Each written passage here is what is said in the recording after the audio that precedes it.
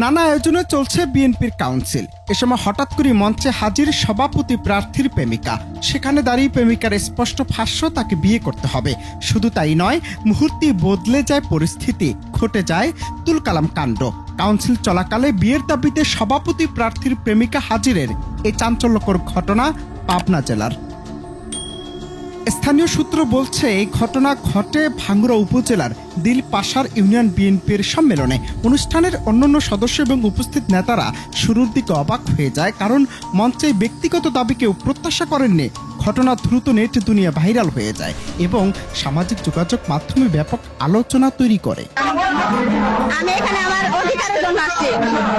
আমার সাথে শারীরিক সম্পর্ক আছে, বিয়ার প্রতিশ্রুতি দিছে যে সে বিয়ে করবে, একটা কাগজের সাইন নিয়ে আমি প্রায় সময় বলি আমাকে কাগজ দাও, বিয়ের কাগজ দাও, বিয়ের কাগজ দাও, সে দেয় না।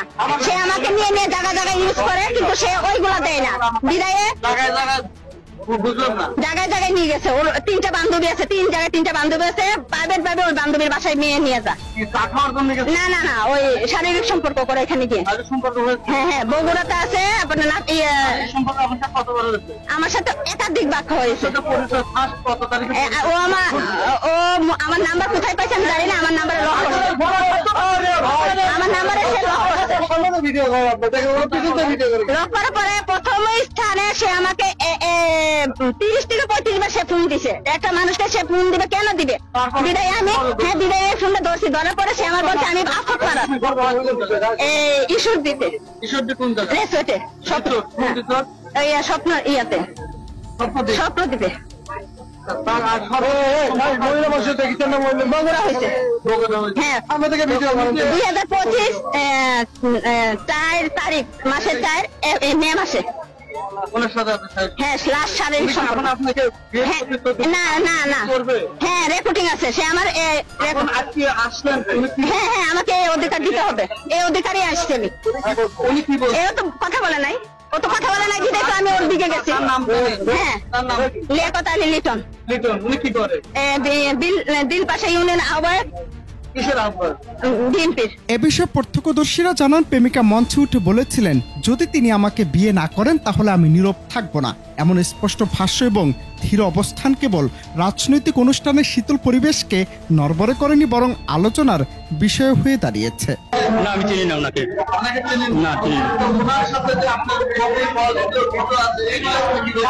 আমি অনেক ভিডিও বানাইছি, ওটা ভিডিও বানাইছে। সম্পর্ক নাই, আমাকে সন্ত্রাসী দিয়ে আমাকে আক্রমণ করছে, আমাকে মারার জন্য আক্রমণ করছে আমাকে।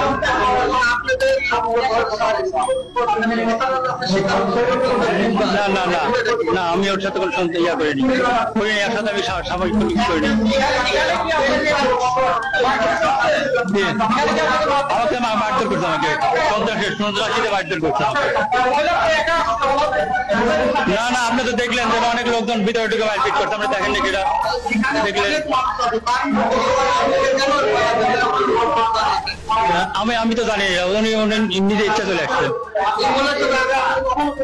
না না, কোনো কথা নেই। কল রেকর্ডিং, না না, কল রেকর্ডিং ওরা বানাইছে, তৈরি করছে সব বানাইছে, বানাইছে।